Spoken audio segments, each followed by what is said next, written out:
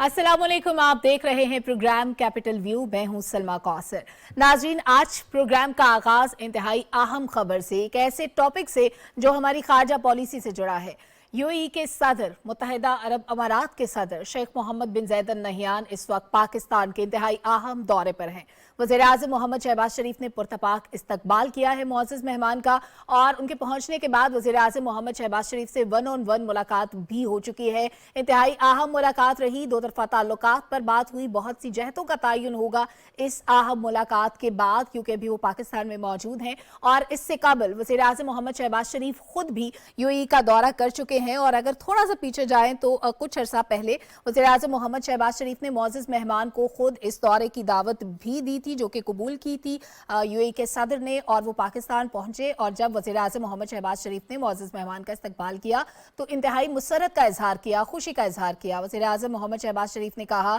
कि मुझे अपने भाई का इस्तकबाल करने पर बहुत खुशी हो रही है और पाकिस्तान शेख मोहम्मद बिन ज़ायद अल नहयान का दूसरा घर है।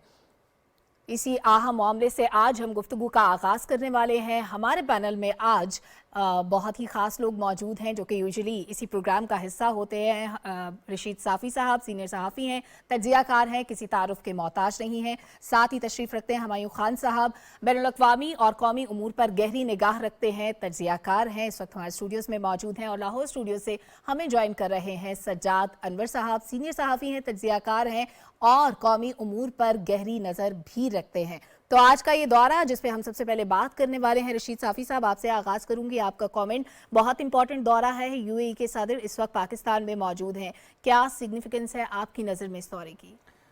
शुक्रिया। मिडल ईस्ट में यूएई का एक ख़ास मुकाम है, माशी तौर पर भी और समाजी तौर पर भी। यूएई के सदर का पाकिस्तान का दौरा करना जो है यकीनी तौर पर पाकिस्तान के लिए नेक शगुन भी है और बहुत ही अहमियत का हामिल है। इसलिए वज़ीर आज़म ने बज़ाते ख़ुद इस्लामाबाद से सफ़र करते हुए रही इमार ख़ान में काबीना के अहम अरकान के साथ उन्हें रिसीव किया। और उनकी आमद तो वैसी भी जब सऊदी अरब हो जाए, यूएई, तुर्की, चीन, ये ऐसे ममालिक है कि टाइम टेस्टेड फ्रेंड्स है पाकिस्तान के। इनके सरबराहान जब भी पाकिस्तान आते तो पाकिस्तानी अवाम को इंतहाई खुशी महसूस होती है। लेकिन यूएई के सदर के इस वक्त आमद पाकिस्तान के लिए ज़्यादा खुशी का बायस इसलिए है कि इस वक्त पाकिस्तान को अपने दोस्त ममालिक की अशद ज़रूरत है। हम माशी परेशानियों का शिकार है। IMF के प्रोग्राम की तरफ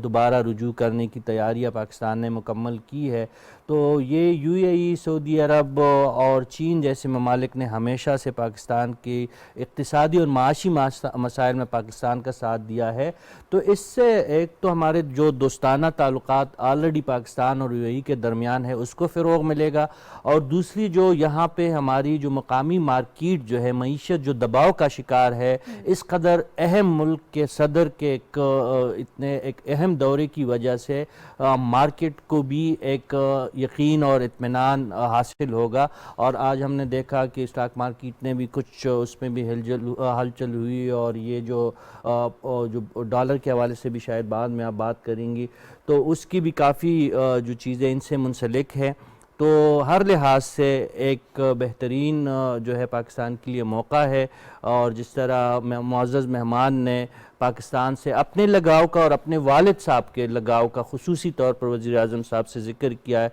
तो इससे ये साबित होता है कि यूएई पाकिस्तान जो है इंतहाई गहरे दोस्ताना और बिरादराना ताल्लुकात में जुड़े हुए हैं, और इस किस्म की आमदोरफ्त से उसमें मज़ीद इजाफा होगा। और ये आपने बड़ा इंपॉर्टेंट नुक्ता उठाया है कि इस वक्त क्योंकि पाकिस्तान में मुश्किल हालात हैं, तो ऐसे वक्त में यूएई हमारा साथ दे रहे हैं। हुमायूं खान साहब, इस वक्त यूएई के सदर का पाकिस्तान आना, जब पाकिस्तान मुश्किल हालात से दो चार है, क्या हम ये समझें कि ये एश्योरेंस है पाकिस्तान के लिए कि मुश्किल वक्त में यूएई हमारे साथ खड़ा रहेगा, क्योंकि इससे पहले भी उन्होंने पाकिस्तान की हेल्प की है बारहा? जी बिल्कुल, मेरा ख्याल है ये कंटिन्यूएशन है उन दौरों की जिसका आपने इंट्रोडक्शन में भी जिक्र किया। और रशीद साहब ने जिस तरह कहा कि हमारे यूएई के साथ बहुत देरीना ताल्लुकात हैं और इन ताल्लुकात की बहुत सारी जहतें हैं। उसमें जो है हमारे जो पीपल टू पीपल कॉन्टेक्ट हैं वो बहुत अहम हैं। हमारे एक्सपैट पाकिस्तानी जो यूएई के अंदर रहते हैं तकरीबन 1.7 से तकरीबन 2 मिलियन के करीब हैं, और वो एक बहुत बड़ा हिस्सा है जो हमारे مڈل ایسٹرن کنٹریز سے جو ریمیٹنس پاکستان بھیجتے ہیں اس میں بھی جو ہے وہ پچھلے ہم چند سالوں سے دیکھ رہے ہیں کہ جو ہے اضافہ ہوتا جا رہا ہے. اور ابھی بھی جب پرائم منسٹر وہاں پہ گئے تو بہت ساری چیزوں کے ساتھ ساتھ نئی ویزا پالیسیز کے اوپر ہوا, بزنسز کو ایز آف بزنس کرنے کا جو بات تھی اس پہ ہوا, پھر آئل اینڈ گیس فیسلٹی کا ذکر جس طرح ہم نے پچھلے کئی پروگرامز میں بھی کیا. یو اے نے اسٹیٹ بینک آف پاکستان کو جو ہے ہر اس مشکل موقع پہ ہیلپ کی, اور اس وقت پاکستان چونکہ ایک بہت بڑے کرائسس سے گزر رہا ہے. پھر جو ہماری اس وقت فلڈز کی ریلیٹڈ جو ایک ہم نے کانفرنس کی اس میں یو اے کا ایک بہت بڑا رول تھا, اسلامک فائنینسنگ بینک کا جس کا یو اے ایک بہت بڑا حصہ ہے. اب اس کے بعد جو ہے ہم اس وقت اپنے جو تعلقات ہیں اکنامکلی ان کو جو ہے وہ زیادہ کرنے کی کوشش کر رہے ہیں. اور اگر آپ پچھلے اس کا دیکھیں جو ہمارے وہاں پہ سفیر ہیں ان کی ایک سٹیٹمنٹ تھی کہ 2021 یا 22 کے بھی فگر کمپلیٹ نہیں دسمبر میں آ گئے تھے اور اس کی کچھ تھوڑا سا اس میں چینجز ہو رہی ہیں, وہ تو تقریباً 10.4 بلین کے قریب ہماری بائیلیٹرل ٹریڈ ہے. اور امید یہ کی جا رہی ہے اور اس کا اعادہ بھی کیا گیا پچھلے وزٹ میں بھی اور اس میں بھی کہ اس کو اگلے جو ہے 10 سالوں کے اندر $40 بلین تک لے کے آئیں گے. اور جو ہمارے سفیر ہیں ان کا یہ کہنا تھا کہ اگلے 3 سالوں میں جو ان کا ٹینیور ہے ان کی کوشش یہ ہوگی کہ بائیلیٹرل ٹریڈ $15 بلین تک جائے. اور ہم ایک بہت بڑا ان سے جو ہمارا حصہ ہے جو ہم امپورٹ کرتے ہیں جس میں آئل اینڈ پیٹرولیم پروڈکٹس ہیں, یو اے کا پاکستان کے اندر ایک انویسٹمنٹ کا بھی ایک بہت بڑا پلان ہے. تو میرا خیال ہے اس ٹرپ کے اندر بھی بہت ساری جو ہے وہ جو کنٹینیوشن ہوگی جو پچھلا ٹرپ تھا. پھر ہمارا ملٹری ٹو ملٹری کانٹریکٹ بہت زیادہ ہے ان کے ساتھ. ہمارے جی سی سی کنٹریز کے اندر یو اے کے ساتھ سب سے زیادہ جو ہے اچھے تعلقات ہیں ملٹری ٹو ملٹری کے, پیپل ٹو پیپل کا میں نے کیا. اس کے علاوہ اب جو فوکس کیا جا رہا ہے وہ کیا جا رہا ہے اکنامک ٹو اکنامک کانٹریکٹ کا. اور اس کے بعد ہم نے چائنا کا جو بیلٹ اینڈ روڈ انیشیٹو جس کا ہم حصہ ہیں اور اس میں ہم جو کوشش کر رہے ہیں کہ گوادر پورٹ کو زیادہ آپریشنلائز کیا جائے اس کے اوپر بھی بات ہوگی, کیونکہ اجمان اور گوادر کے درمیان اگر آپ دیکھیں تو تقریباً 700 کلومیٹر ہے جو بہت کم ڈسٹنس ہے. ان ساری چیزوں کو ملا کے جو ہے نا ٹریڈ اور کنیکٹیوٹی کا جو ہمارا ویژن ہے پاکستان کا, پرٹیکولرلی جو موجودہ گورنمنٹ ہے اور وہ اس کے اوپر فارن منسٹر کو لے لیں, اسٹیٹ منسٹر کو لے لیں, پرائم منسٹر کو لے لیں, تو یہ ساری چیزیں اس چیز کی طرف اشارہ کرتی ہیں کہ اس ٹرپ کے اندر ایسی گفتگو ہوگی جو ان ساری چیزوں کو انہانس کرے گی. تو میرے خیال میں بہت اہمیت کا ٹرپ, اور اسپیشلی اس موقع پہ جب ہمیں فلڈز کی وجہ سے, آئی ایم ایف کی وجہ سے اکنامک اسٹرینگولیشن جو ہو رہی ہے پوری دنیا میں,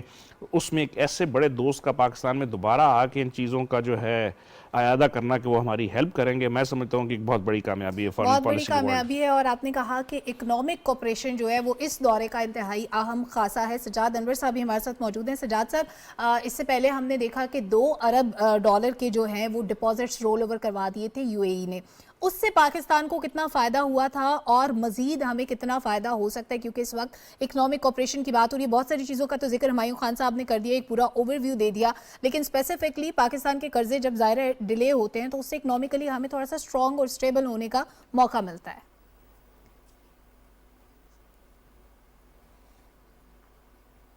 جی بالکل, اس وقت بھی جو پاکستان کی معاشی ضروریات ہیں اس کے حوالے سے وزیر اعظم صاحب پہلے یو اے ای گئے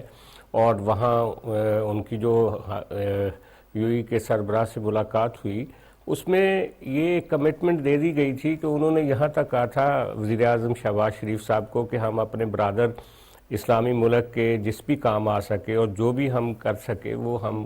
انتہائی خوشی سے کریں گے. تو دونوں ملکوں کے تعلقات جو ہیں وہ بنیادی طور پہ 1971 سے جب سے یہ امیریٹس بنی تھیں پہلے دن سے ہی پاکستان کے تعلقات بہت زبردست ہیں یو اے ای کے ساتھ. اور خاص طور پہ جو یو اے ای کی جو ڈیولپمنٹ تھی اور وہاں پہ جو کنسٹرکشن کا کام تھا اس میں پاکستانیوں نے بہت بڑھ چڑھ کر حصہ لیا اس سارے عرصے میں. اور آپ کو علم ہی ہے کہ پاکستان کے اندر صحت کے اوپر, ایجوکیشن پہ یو اے ای کے مختلف ادارے جو ہیں وہ بہت پچھلے 30 سال سے 40 سال سے کام کر رہے ہیں. اور جیسا کہ ہمایوں صاحب نے کہا پیپل ٹو پیپل رشتے بھی ہیں, اس کے ساتھ ساتھ ملٹری ٹو ملٹری ہمارے رابطے ہیں. سیکیورٹی کے حوالے سے پاکستان نے ہمیشہ یو اے ای کے ساتھ آگے بڑھ کے کام کیا. اور اس کے علاوہ اب ٹریڈ کے اوپر ڈیفینیٹلی ہم پاکستان آگے بڑھ رہا ہے. تو یہ بہت خوشگوار ہے دورہ یو اے ای کے سربراہ کا. میں سمجھتا ہوں کہ پچھلی رجیم میں جس طرح سے مڈل ایسٹ کے ساتھ اپنے تعلقات کو خراب کیا تھا اس کا موازنہ اگر اس حکومت سے کیا جائے تو انہوں نے بہت مختصر مدت میں ان ساری چیزوں کو نہ صرف ریپیئر کیا ہے بلکہ ایک وہ جو ہمارے ان کے ملکوں کے ساتھ ایک تاریخی شاندار دوستانہ تعلقات تھے ان کو آگے بڑھایا، اور جو ہماری معاشی ضرورتیں ہیں جس طرح سے اس وقت ہم آئی ایم ایف کے پاس جا رہے ہیں دوبارہ سے، اور جس طریقے سے چیلنجز ہیں خاص طور پہ آئل کے حوالے سے اور دوسری چیزیں جو ہم امپورٹ کرتے ہیں، تو یو ای کے ساتھ یو ای نے پہلے بھی کافی تعاون کیا ہے، اور متحدہ عرب امارات میرا خیال ہے کہ اس موقع پہ جب ہمیں بہت سخت ضرورت ہے وہ مزید بھی امراد دیں گے، اور آج کے وزٹ میں کچھ نئے اعلانات بھی ہوں گے جو پاکستان کے عوام کے لیے اور پاکستان کی مملکت کے لیے خوش آئند ہوں گے۔ ابھی ظاہر ہے بہت ساری چیزیں ہمارے سامنے آئیں گی۔ رشید صافی صاحب، ہم دیکھتے ہیں بہت سی افرادی قوت، لاکھوں پاکستانی اس وقت یو اے ای میں بستے ہیں، وہاں کام کرتے ہیں، اربوں روپے کا زر مبادلہ پاکستان آتا ہے۔ یہ جو افرادی قوت کے ذریعے جو ہمیں فائدہ ہو رہا ہے، ہم اس فائدے کو کیسے بڑھا سکتے ہیں، کیسے اس کو فروغ دے سکتے ہیں؟ دیکھیے، کل ہی وزیر اعظم صاحب ایک تقریب سے خطاب کر رہے تھے، اور وزیر اعظم کی معاون خصوصی ہے شزا فاطمہ صاحب، ان کا کہنا تھا کہ پاکستان میں 15 کروڑ نوجوان بستے ہیں جو 40 سال سے کم عمر کے افراد ہیں، تو یہ ایک بہت بڑی تعداد ہے۔ اور آپ جانتی ہیں کہ یو اے ای میں اس وقت بھی، جس طرح معین خان صاحب نے اس سے پہلے کہا کہ ہمارے بہت سارے تارکین وطن پاکستانی وہاں پہ آباد ہے، اور وہاں سے پاکستان کو قیمتی زر مبادلہ کا ایک بہت بڑا ذریعہ ہے یو اے ای کی سرزمین۔ تو یقینی طور پر جو صدر آئے ہیں یو اے ای کے، ہم یہی ایکسپیکٹ کر رہے ہیں کہ امیگریشن کے حوالے سے جو پاکستان اور یو اے ای کے درمیان مختلف معاہدے ہیں اس میں مزید بہتری آئے گی، اور پیپل ٹو پیپل کانٹیکٹس میں اضافہ ہوگا، اسپیشلی جو سکلڈ ہمارے جو ورکرز ہیں ہمارے مقابلے میں یو اے ای میں اگر ہم دیکھیں تو ہندوستان کا ایک بہت بڑا سکلڈ طبقہ وہاں پہ آباد ہے، لیکن جو پاکستانی ہے ہماری اکثریت صرف لیبر کے شعبے سے زیادہ تر وابستہ ہے۔ تو اب یہ ہمارے لیے ایک موقع ہے پاکستان کے لیے کہ ہم بھی سکلڈ ورکرز کو اس کو فروغ دے، پاکستان میں ان کی ٹریننگ اور سکل ڈیولپمنٹ پہ کام کرے، اور پھر یو اے ای جیسے ممالک، ہمارے دوست ممالک جو ہمیشہ ہمیں ویلکم بھی کرتے ہیں۔ تو یقینی طور پر جو آپ نے نقطہ اٹھایا ہے تو یہ اہم نقطہ ثابت ہو سکتا ہے آنے والے وقتوں کے لیے۔ ایک لانگ ٹرم جو اسٹریٹجی کے تحت ہی ساری چیزیں پاسبل ہوگی۔ اس دورے کا جو فوری، جو سجاد انور صاحب نے بھی بات کی، اور اس سے پہلے معین خان صاحب بھی ہمیں بتا رہے تھے کہ فوری جو اس کے فوائد ہے وہ بہت اہمیت کے حامل ہے۔ ایک تو وہ قوت ہے جو پاکستان کو تنہا کرنے کی ایک مشن پہ ہے، کچھ بدقسمتی سے ہمارے اندرونی سیاسی قوتیں بھی ہے، اور بیرونی تو آپ کو پتہ ہے کہ ہمارے دشمن تو بالکل واضح ہیں کہ وہ ہمیشہ پاکستان کو تنہا دیکھنا چاہتے ہیں۔ تو اس قدر اہم عالمی رہنما کا پاکستان کا آنا، اور ان کے اس ایک فرینک انداز سے، یوزولی آپ جانتے ہیں کہ جو سربراہان مملکت آتے ہیں تو اسلام آباد ہی زیادہ تر اترتے ہیں، لیکن ان کا ایک دور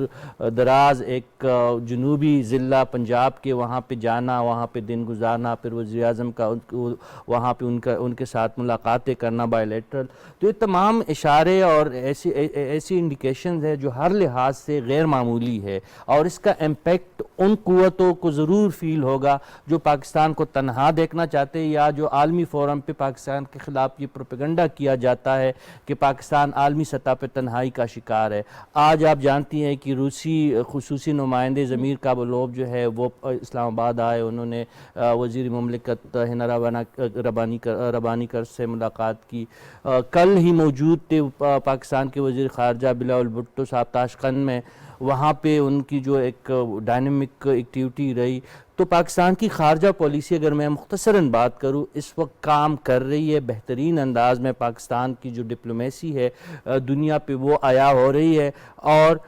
ہم یہی توقع ہے اور یقینی طور پر اس کا جو اچھے نتائج ہے خارجہ پالیسی کے وہ ہمارے سامنے آ بھی رہے ہیں، اور آنے والے وقتوں میں ہم مزید بھی ایکسپیکٹ کرتے رہیں گے۔ کرتے رہیں گے۔ ہمایوں خان صاحب، خارجہ پالیسی کی بات ہو رہی ہے، it's a two way subject. ایک تو وہ دورے ہوتے ہیں جو ہمارے سربراہان مملکت دوسرے ممالک میں جاتے ہیں، اور ایک وہ دورے ہوتے ہیں جو دوسرے ممالک کے سربراہان ہمارے ملک میں آتے ہیں۔ اب ہمارے لیے زیادہ امپورٹنس اس لیے بھی ہے دوسرے ممالک کے سربراہان کے پاکستان آنے کی، کیونکہ اس وقت ہم لوگ ڈفرینٹ ٹائپ آف کرائسس کا شکار ہے۔ کبھی ہمیں سیاسی صورتحال انسٹیبل نظر آتی ہے، کہیں پہ ہمیں اقتصادی چیلنجز ہے، کہیں پہ ہم دیکھتے ہیں کہ ہمارا ایک بڑا حصہ سیلاب میں ڈوبا، جو ابھی تک ہم ریکنسٹرکشن اور بحالی کے لیے ابھی تک ہم ایفرٹس میں لگے ہوئے ہیں، ابھی ہمیں بہت زیادہ ایفرٹس اور بھی پٹ کرنی پڑیں گی۔ تو یہ والا جو اسپیکٹ ہے ہماری خارجہ پالیسی کا، اس کو آپ کتنا کامیاب دیکھتے ہیں؟ کیسے فورسی کر رہے ہیں آنے والے 10 سالوں میں ہماری خارجہ پالیسی کس سمت میں جائے گی، یا اگر اس گورنمنٹ میں بھی دیکھیں کہ ہم کس ڈائریکشن میں جا رہے ہیں؟ دیکھیں، یہ آپ نے جو سوال کیا اسی کے اندر اس کا جواب ہے کہ اہمیت اس سینس میں ہوتی ہے کہ آپ کے جو دوست ممالک ہیں، اور پرٹیکولرلی اگر ہم مڈل ایسٹرن کنٹریز کی بات کریں، جی سی سی کے اندر کریں، یو اے ای ایک بہت اہمیت کا، آلموسٹ میرا خیال ہے کہ سب سے بڑا ملک اگر آپ اس کے اندر دیکھ لیں، جہاں پہ انٹرنیشنل ٹریڈ اور جو اس کا ایک سسٹم ہے اور جس طرح سے انہوں نے ڈیولپ کیا، اور پاکستان کا بھی بہت بڑا رول رہا ہے یو اے ای کی ڈیولپمنٹ میں پچھلے 25-30 سالوں میں، پاکستانی ورکرز کا، پاکستانی گورنمنٹ کے بہت سارے اداروں کا۔ تو یہ ریسیپروکل بیسز پہ جو ہے یہ چیز ہوتی ہے۔ اور اب آپ کا اس صدر کا اس ملک کے پاکستان کا دورہ کرنا، ایک تو یہ ہے کہ آپ کے ساتھ اپنی سالیڈیرٹی وہ شو کر رہے ہیں کہ ایسے وقت میں جس میں ابھی رشید صاحب نے کہا کہ ایک عنصر ہمیں لگ رہا تھا کہ آئسولیشن کی باتیں کی جا رہی تھیں، ہمارے جو دشمن ممالک ہیں، اس میں یو اے کے پریزیڈنٹ کا خود آ جانا اور پھر ایک دور دراز علاقے میں ان کا وہاں پہ آنا، ساؤتھ پنجاب کی ہم جس کا ذکر کر رہے ہیں، یہ اس چیز کی اہمیت کا بتاتا ہے کہ یہ اپنے دوست ممالک کے ساتھ رشتے کس طرح رکھتے ہیں اور کس طرح نبھاتے ہیں۔ اور پھر یہ عربک ٹریڈیشن بھی بڑا ہے کہ مشکل وقت میں کسی کے گھر جانا اور ان کی پریشانی کے وقت ان کے ساتھ سالیڈیرٹی شو کرنا، یہ اس کی کڑی ہے۔ میرا خیال ہے اگر آپ اس سے پچھلے 5-6 مہینوں میں پرائم منسٹر کے مختلف وزٹس کو دیکھیں، آرمی چیف ابھی کچھ عرصہ پہلے گئے یو اے ای میں، اس کے علاوہ فارن منسٹرز کے آپ وزٹ کو دیکھیں، وہ ڈیوس میں گئے، اس کے علاوہ U N secretary U N general assembly کے اندر گئے، تاشکند میں ای سی او کا ذکر جس میں شاید ہم اس کے اوپر تھوڑی دیر میں اس کے اوپر بھی گفتگو کریں، ایس سی او کے سمٹ کی بات کر لیں، پھر جو پاکستان کی جو انٹرنیشنل کانفرنس ہوئی جنیوا اس کا ذکر کر لیں، پھر جو بائی لیٹرل وزٹ ہوئے، پرائم منسٹر کا چائنا کا وزٹ ہوا، پرائم منسٹر کا امریکہ کا وزٹ ہوا، پاکستان کا ایس سی او کنٹریز کا وزٹ ہوا، ان ساری چیزوں سے یہ جو پورا عنصر تھا کہ پاکستان علیحدہ ہو گیا، میرا خیال ہے پاکستان پہلے سے بہت زیادہ ابھر کے foreign policy point of view سے، اور آج کچھ رپورٹیں ہمیں یہ بھی آ رہی ہیں، انکنفرمڈ رپورٹس، ابھی تک اس کے اوپر ہمیں بات نہیں ہوئی، کہ انڈینز جو کچھ عرصہ پہلے تک بلاول بھٹو زرداری صاحب کو ایکیوز کر رہے تھے کسی بھی ایک ان کے کامنٹ کے اوپر، آج ان کو رپورٹس کے مطابق، میڈیا رپورٹس کے مطابق، ان کو ایس سی او سمٹ جو مئی میں ہو رہا ہے دلی میں، اس میں ان کو انوائٹ کیا گیا ہے۔ تو یہ ساری چیزیں پاکستان کی فارن پالیسی کے پوائنٹ آف ویو سے پاکستان کی اہمیت کو اجاگر کرتی ہیں کہ ایک 4th اور 5th لارجسٹ جو ہے پاپولیشن پوائنٹ آف ویو سے اگر آپ دیکھ لیں، دنیا کی جو ہے ایک واحد اسلامی نیوکلیر جو پاور ہے اس کے پوائنٹ آف ویو سے دیکھ لیں، 220 ملین کی آبادی والے ملک کو دیکھ لیں، اور پھر چائنا کا ذکر کرنا میں بھول گیا، وہ ایک بہت بڑا اہمیت کا وہ ہے اور وہ ہمارا بہت پرانا اور دیرینہ دوست ہے۔ ان ساری چیزوں کو لے کے دیکھا جائے تو میرا خیال ہے اگلے اگر 5-6 سالوں میں ہماری پولیٹیکل سٹیبلٹی رہتی ہے، جو کہ بہت بڑا فیکٹر ہے، تو ہم فارن پالیسی میں بہت زیادہ جو ہے کامیابی حاصل کر سکتے ہیں، پرووائڈڈ کہ ہمیں پولیٹیکل سٹیبلٹی موجودہ حالات کے اندر ملتی رہے۔ ٹھیک ہے، یہ تو آپ نے بڑا اچھا زبردست ایک ایسپیکٹ شیئر کیا۔ سجاد انور صاحب، میں چاہوں گی کہ اگلے ٹاپک پہ جانے سے پہلے آپ کا کامنٹ شامل کر لیا جائے کہ ابھی یہ جو موجودہ دورہ ہے، ابھی یو اے ای کے صدر پاکستان میں موجود ہیں، بھی ظاہر ہے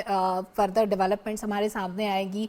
کیا بات چیت ہوتی ہے وہ ہمارے سامنے آئے گا، لیکن آپ کیا فورسی کر رہے ہیں کہ یہ جو جسچر آف سولیڈیرٹی ہے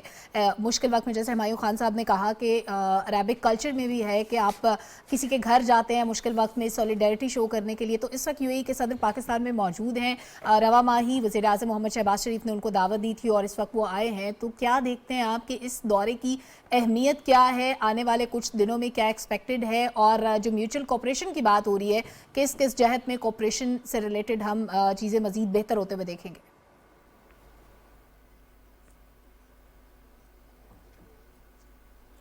دیکھیں، جیسے ابھی صافی صاحب نے بات کی تھی تھوڑی دیر پہلے کہ خاص طور پہ جو امیگریشن کے حوالے سے اور جاب مارکیٹ کے حوالے سے ہمیں ضرورت ہے اپنے نوجوانوں کو، جو کہ ہمارے سکلڈ نوجوان ہیں، وہ ان کے لیے نئی نوکریوں کی اگر وہاں پہ گنجائش پیدا ہو سکے، ذرا وہاں پچھلے عرصے میں تو ہمارے بہت سارے لوگ، بہت زبردست ایک جاب مارکیٹ تھی، لیکن پھر کچھ بعد میں کچھ وہاں پہ رولز اینڈ ریگولیشنز اس طرح کے لاگو کیے گئے کہ جس سے کچھ وہ ڈسکریج ہوا یہاں سے جاب کے حوالے سے جانے والے لوگ.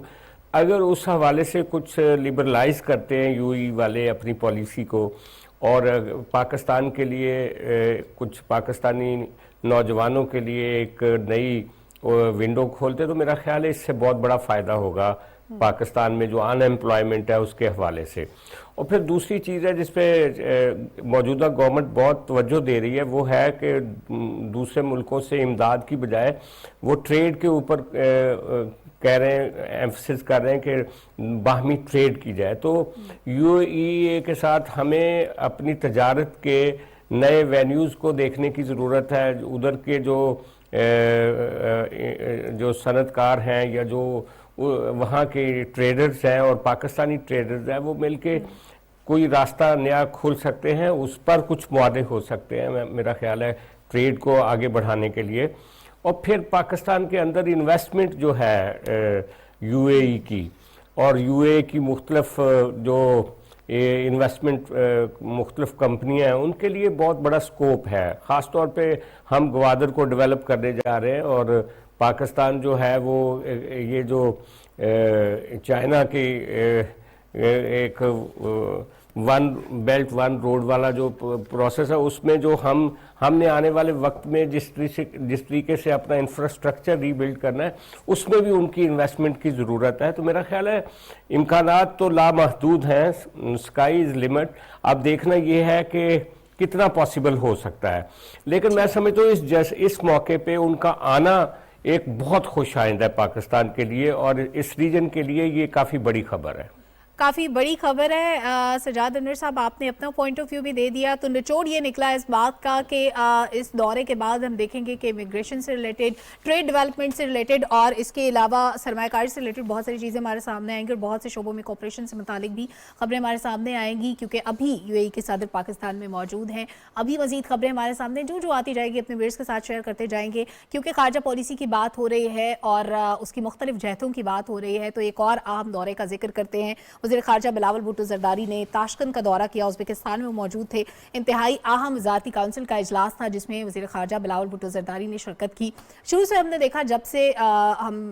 دیکھ رہے ہیں کہ کولیشن گورنمنٹ کا قیام عمل میں آیا, اس کے بعد سے بلاول بھٹو زرداری بہت متحرک رہے. ہر فورم پہ, ہر جگہ پہ پاکستان کے ایڈوکیسی کی بات ہو, کہیں پہ بھی کسی بھی معاملے کی بات ہو, بلاول بھٹو زرداری ہمیشہ متحرک نظر آئے. مختلف جگہ پہ انٹرنیشنل فورمز پہ مختلف ممالک کے دورے کرتے ہوئے بلاول بھٹو زرداری کو ہم نے دیکھا. متحرک قیادت سے کہ انہوں نے ہر طرح بہترین طریقے سے انہوں نے پاکستان کا مقدمہ لڑا, پاکستان کی بات کی اور پورے ریجن کی بات کی. جب موسمیاتی تبدیلی کا ذکر ہوا, جب کشمیر کا ذکر ہوا, پھر اسلاموفوبیا کی جب بات ہوئی, ہر حوالے سے بلاول بھٹو زرداری نے زبردست انداز میں اس معاملے کو دنیا کے سامنے رکھا. ابھی حالیہ جو وزارتی کونسل کا اجلاس تھا جس کا میں نے ذکر کیا, ECO, اس میں بلاول بھٹو زرداری نے نہ صرف موسمیاتی تبدیلی سے متعلق بات کی بلکہ بین الاقوامی رابطوں کے فروغ کی بات کی, تجارت کی بات کی, حالیہ سیلاب سے ہونے والے نقصانات کا ذکر کیا اور اس کے علاوہ انہوں نے اسلاموفوبیا پر خاص طور پر فوکس کیا اور کہا کہ افغانستان میں جب تک امن نہیں ہوگا تب تک تمام باتیں خواب ہی رہیں گی. افغانستان میں امن, خطے میں امن کے لیے بہت زیادہ ضروری ہے. پروگرام کے اس حصے میں ہم بلاول بھٹو زرداری کے دورہ تاشقند کو ڈسکس کرنے والے ہیں اور بات کریں گے کہ اس دورے کی اہمیت کیا تھی, اس اجلاس کی اہمیت کیا تھی اور پھر اس کا آؤٹ کم کیا نکلا. ہمایوں خان صاحب, کیونکہ بین الاقوامی امور پہ گہری نظر آپ بھی رکھتے ہیں اور رشید صافی صاحب بھی نو ڈاؤٹ رکھتے ہوئے, میں چاہتی ہوں ہمایوں خان صاحب سے آغاز کر لوں اس سیگمنٹ کا. ہمایوں خان صاحب, یہ دورہ کتنا اہم رہا؟ پھر بلاول بھٹو زرداری صاحب کی قیادت میں ہم نے دیکھا کہ ہماری جو خارجہ پالیسی تھی اس کو ایک نئی جہت ملی. بلاول بھٹو زرداری صاحب کے دورے بیک ٹو بیک, ایک کے بعد ایک, وہ کسی بھی ملک میں گئے, وہ کسی بھی فورم پہ گئے, جہاں جہاں پاکستان کو ریپریزنٹ کیا, ہم نے دیکھا کہ بھرپور انداز میں انہوں نے پاکستان کا موقف دنیا کے سامنے رکھا. جی, ECO کا سمٹ جو یہ تھا یہ بہت اہمیت حامل ان سینس اس لیے تھا کہ ایک بہت بڑی آرگنائزیشن, اگر آپ ایشیا کے اس پوائنٹ آف ویو سے دیکھیں, پاکستان, ٹرکی اور ایران اس کے فاؤنڈنگ ممبرز سے, اور اب اس کے اندر سینٹرل ایشین کنٹریز بھی ہیں, افغانستان بھی ہے اور کافی سارے ممالک جو ہیں اس کا حصہ ہیں, 1 یا 2 ایشیا کے, اس کو 3 کو چھوڑ کے. ان کے اندر جو اس کا مقصد تھا وہ یہ تھا کہ اکنامک, ٹریڈ, کنیکٹیوٹی اور ان معاملات کو بڑھایا جائے. اور پاکستان بڑے عرصے سے اس چیز کے اوپر اس کا فوکس تھا کہ ہم جس کا ذکر کر رہے تھے اپنی ابھی بیلٹ اینڈ روڈ انیشیٹو کا اور اس کے بعد کنیکٹیوٹی کا، تو پاکستان بڑی عرصے سے کوشش کر رہا تھا کہ ہم سی پیک کو ایکسٹینڈ کریں افغانستان میں. اس کے علاوہ سینٹرل ایشین کنٹریز کے ساتھ ہمارے بائی لیٹرل تعلقات اور بائی لیٹرل جو ہے نیگوسیشن چل رہی تھی، ازبکستان کے ساتھ چل رہی تھی، تاجکستان کے ساتھ چل رہی تھی. کچھ بڑے پروجیکٹس کو ہم ریوائیو کرنے کی کوشش کر رہے ہیں، جس میں کاسا 1000 ہے، جس میں ٹیپی ہے، جس میں Iran Pakistan gas pipeline ہے جس کو ہم آگے بھی ایکسٹینڈ کر سکتے ہیں. ان ساری چیزوں کے تناظر میں یہ جو فورم تھا اس کا مقصد یہی تھا کہ اکنامک انٹیگریشن کی جائے، ایسے مواقع پیدا کیے جائیں جس میں یہ جو ریجنل کنٹریز ہیں وہ آپس میں آذربائیجان، ترکمانستان، قزاقستان، کرغزستان، پاکستان، ایران، ٹرکی، افغانستان مل کے جو ہے تجارت کے ایسے مواقع بڑھائیں، بارڈرز کو جو ہے تھوڑا سا کریں. اس میں افغانستان کے حالات کو اگر تھوڑی دیر کے لیے رکھا جائے، باقی تمام کنٹریز کی جو ایفرٹس ہیں وہ بہت اہمیت کی حامل اس لیے ہیں کہ پروجیکٹ کے اوپر ایم او یو سائن ہو رہے ہیں، ایگریمنٹس ہو رہے ہیں. تو اس میں بلاول صاحب کا اس سمٹ میں جانا، اور یہ ہائیسٹ فورم بھی ہے کاؤنسل آف جو فارن منسٹرز ہوتا ہے ایس سی او کا، ای سی او کا، تو اس میں ان کی ملاقات ٹرکی کے جو ہے فارن منسٹر کے ساتھ ہوئی، آذربائیجان کے ساتھ ہوئی. یہ سائیڈ لائن کی میں بات کر رہا ہوں. ایک تو مین سمٹ از ویری امپورٹنٹ، لیکن جو سائیڈ لائن کی میٹنگز ہوتی ہیں ہر بڑے انٹرنیشنل فورم میں وہ بڑی اہمیت کی حامل ہوتی ہیں. ایران کے ساتھ ان کی ہوئی، ای سی او کے جو سیکرٹری جنرل ہیں ان کے ساتھ ہوئی. اس کے علاوہ سیکا ایک بہت بڑا قزاقستان کا پرانا ایک انیشیٹو ہے 30-35 سال پرانا، اس کے سیکرٹری جنرل کے ساتھ ہوئی. کانفیڈنس بلڈنگ ان ایشیا اس کے اندر وہ ہے. تو ہمیں بیسکلی ہم یہ سارے وہ ممالک ہیں جس کی بہت حد تک یا تو کلچر، اکانومی اور بہت ساری سملیرٹیز ہیں. اگر ہم اکٹھے ہو جائیں اور آپس میں اپنی ٹریڈ کو انہانس کرنے کی کوشش کریں تو میرا خیال ہے ای سی او کا فورم اتنا اہمیت کا حامل پاکستان کے پوائنٹ آف ویو سے ہو سکتا ہے، جو کہ بیلٹ اینڈ روڈ کا فلیگ شپ پروجیکٹ سی پیک چلا رہا ہے اور ان کنٹریز کو اپنے ساتھ مل رہے ہیں، تو ہماری ایکسپورٹ بہت جلدی انکریز ہو سکتی ہے. اور پھر یہ وہ ایسے علاقے ہیں جہاں پہ بڑے عرصے سے ہماری ٹریڈ کی جو آپس میں ان کے روابط ہیں وہ بڑے کم ہیں. obviously ایران اور افغانستان کو اگر ہم تھوڑی دیر کے لیے انٹرنیشنل سینکشنز کے تناظر سے نکال دیں، ترکی پاکستان کا بہت دیرینہ دوست ہے اور اس کے ہر طرح سے پاکستان کے ساتھ ہیلپ اس نے کی، military to military, people to people, economic to economic. لیکن باقی جو سینٹرل ایشین کے ممالک ان کے ساتھ تجارت کم رہی، اب آہستہ آہستہ ان کے ساتھ تجارت بڑھنی شروع ہو رہی. اور ای سی او کے فورم کے اوپر فارن منسٹر آف پاکستان کا وہاں پہ جانا،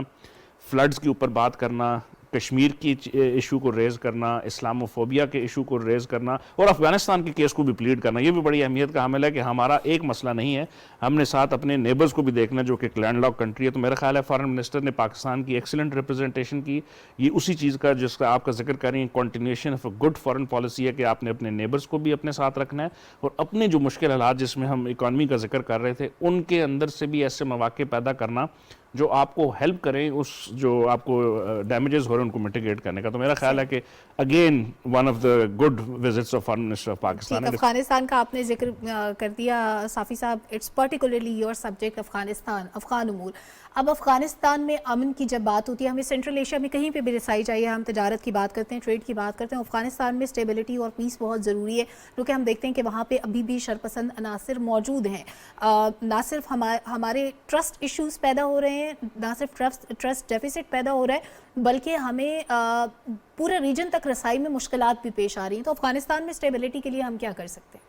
دیکھیں، پاکستان تو اپنے طے پہ بہت کچھ کر رہا ہے، اپنی بساط سے بڑھ کے افغانستان کی جو صورتحال ہے اس کو بہتر کرنے میں کردار ادا کر رہا ہے. اپریل کے مہینے تقریباً 14-15 مہینے ہو گئے طالبان کے نئی رجیم کو آئے ہوئے.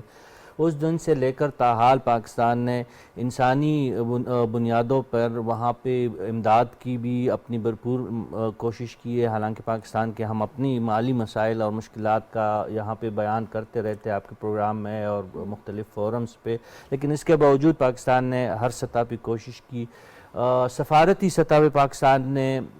بہت ساتھ دیا افغان عوام کا. میں طالبان قیادت کی بات نہیں کر رہا ہوں، افغان عوام کا، کیونکہ اگر ہم ماضی میں نہ جائے اور ابھی صرف یہ جو موسمی صورتحال ہے اس وقت افغانستان میں، تو افغان میڈیا کے مطابق پچھلے 2 ہفتوں کے دوران 135 لوگ صرف سردی سے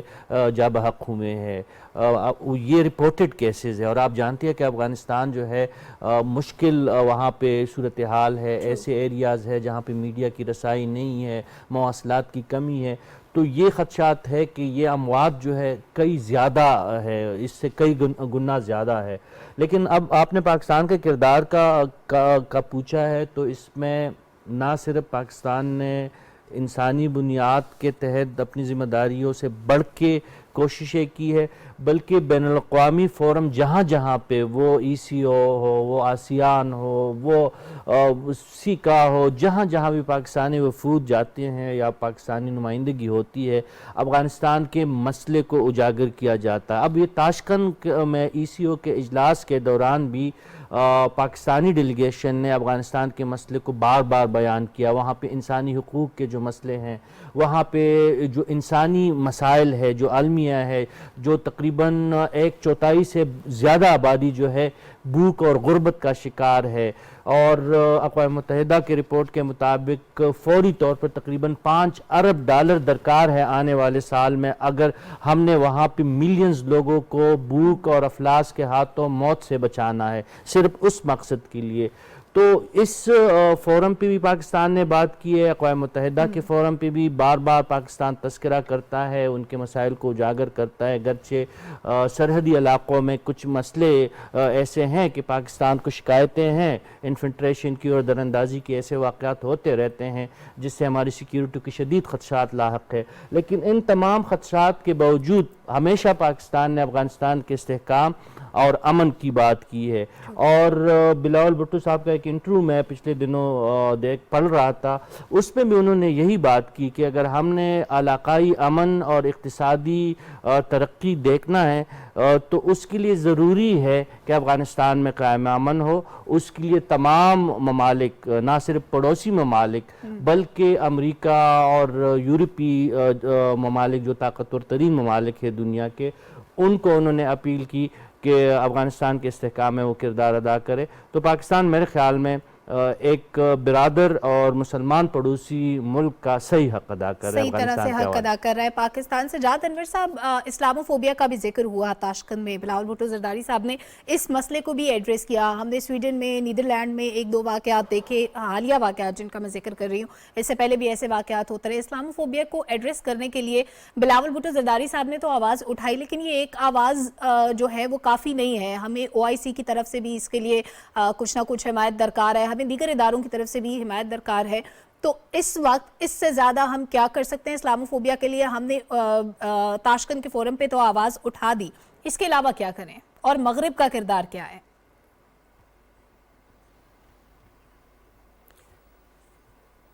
نہیں سلمہ، اس میں پاکستان کو چاہیے کہ وہ اپنے ساتھ نا سٹیک ہولڈر بنائیں مڈل ایسٹ کے ملکوں کو بھی اور سینٹرل ایشین ملکوں کو بھی، جو کہ اسلامی ملک ہیں. وہ سارے مل کے، پاکستان بھی ان کے ساتھ مل کے اور وہ پاکستان کے ساتھ مل کے جب تک اسلاموفوبیا کے اوپر بات نہیں کرتے سارے ملک، تب تک بات آگے نہیں بڑھے گی. میں سمجھتا ہوں کہ یہ ایک دنیا کو سمجھنا چاہیے کہ تمام مذاہب کی جو تقدسات ہیں ان کو، ان کے اوپر آپ جو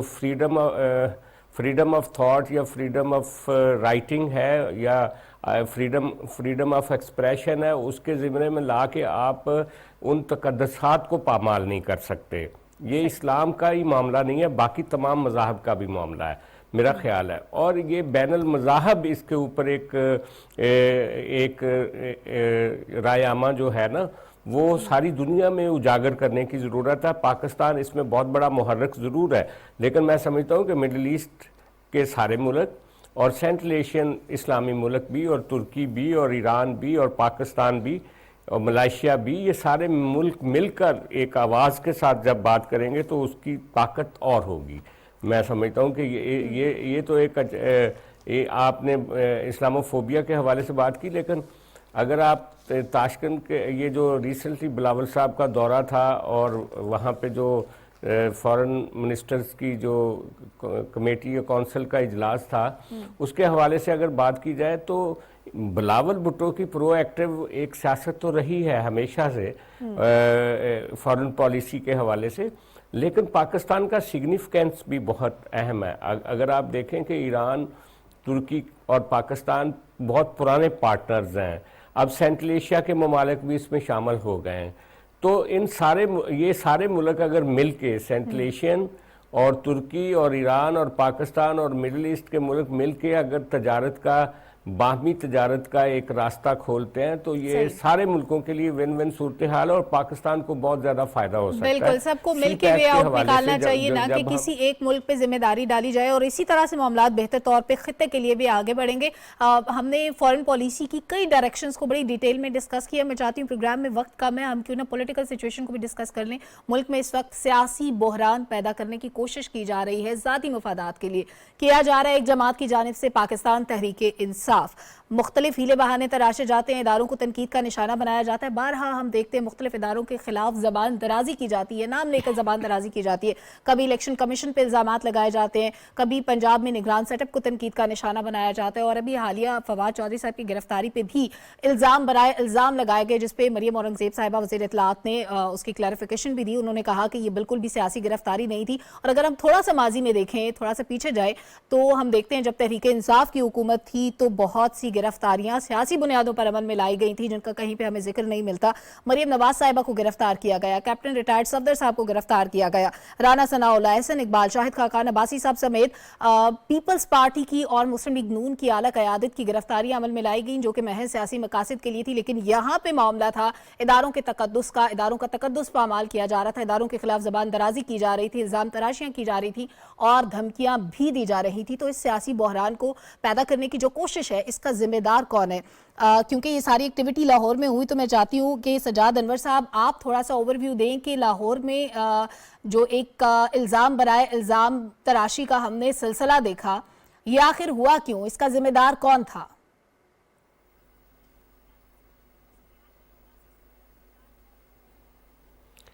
یقیناً آپ نے اس کا پس منظر بتایا سلمہ جی کہ یہ پی ٹی آئی جس طریقے سے کچھ عرصے سے لگی ہوئی ہے, جب سے ان کو اقتدار سے نکالا گیا ہے, وہ ایک طرف تو موجودہ حکومت کو الزام دے رہے ہیں لیکن اس کے ساتھ ساتھ وہ اداروں کو الزامات دے رہے ہیں. وہ اصل میں جس طریقے کا ہائیبرڈ نظام تھا عمران خان صاحب کا, اس کو سپورٹ تھی نیب کی بھی, اس کو سپورٹ تھی ہماری اسٹیبلشمنٹ کی بھی, اس کو سپورٹ تھی ہماری جوڈیشری کی بھی. تو جب وہ ساری سپورٹ ختم ہوئی اور جو پارلیمنٹ کے اندر سے ایک تبدیلی سامنے آئی تو اس کو یہ برداشت نہیں کر سکی آج تک پی ٹی آئی, اس کو ریکنسائل بھی نہیں کر سکی اور اپنی نئی حقیقت کا تجزیہ بھی نہیں کر سکی. اسی وجہ سے یہ کرائسس جو ہے نا, ابھی آپ دیکھیں مارچ اپریل سے جو کرائسس شروع ہوا تھا, مارچ اپریل آنے والا ہے, آج ہم جنوری میں بیٹھے ہوئے ہیں, 3 مہینے رہ گئے ایک سال پورا ہونے کو, لیکن یہ سارا سال جو تھا انہوں نے ایک ان اینڈنگ سٹرگل میں رکھا. لیکن اس کا نقصان کیا ہوا؟ اس کا نقصان یہ ہوا کہ ہمارے ادارے پہلی دفعہ اس قدر متنازع ہوئے ہیں, اور اس طریقے پہلے بھی لوگ الزامات لگاتے تھے لیکن ان کو سزائیں ملتی تھیں. اس دفعہ ان کو میں سمجھتا ہوں کافی ڈھیل ملی تھی. آج جو فواد چودھری صاحب کے ساتھ ہوا, میں ان کا ایک ٹویٹ پڑھ کے آپ کو 2 لائنیں سنانا چاہتا ہوں. انہوں نے نہال ہاشمی کی سزا پر یہ کہا تھا کہ نہال ہاشمی کو سزا اس لیے بھی ضروری ہے کہ نہال نے کسی ایک شخص کو نشانہ نہیں بنایا بلکہ پورے نظام کو دھمکی دی.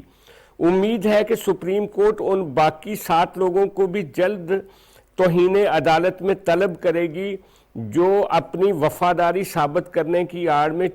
24 گھنٹے سپریم کورٹ پر حملہ آور ہیں. یہ ان کا ٹویٹ تھا جو انہوں نے اس وقت نہال ہاشمی کی نااہلی کے جب سزا ان کو دی گئی تھی اس وقت انہوں نے کیا تھا. اور آج اگر وہ آئینے میں اپنا چہرہ دیکھیں تو